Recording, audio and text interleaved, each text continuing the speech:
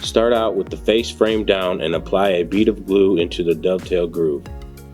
Slide the left and right cabinet walls into the vertical grooves. Don't forget to wipe away any excess glue.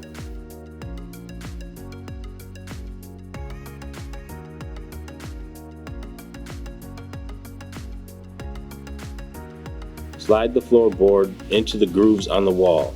Make sure the floorboard notch fits into the groove on the face frame. Set your cabinet upright and slide the back wall into place using the grooves. Make sure it fits into the groove on the floorboard as well.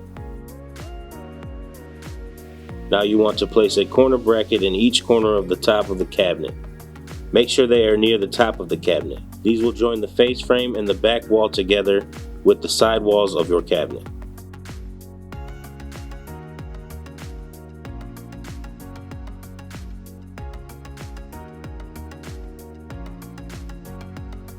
Locate the small and large toe kicks. Slide them into place using the dovetail.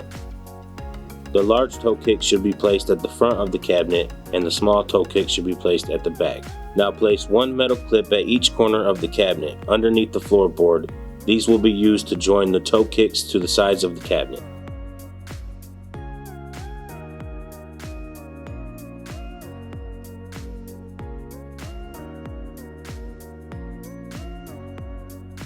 Place the door face down and set each hinge into place, making sure the holes on the hinge line up with the holes on the door.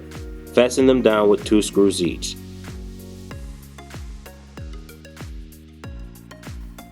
Now place your door with attached hinges to the inside lip of the face frame and attach them to the cabinet using pre-existing dimples on the face frame.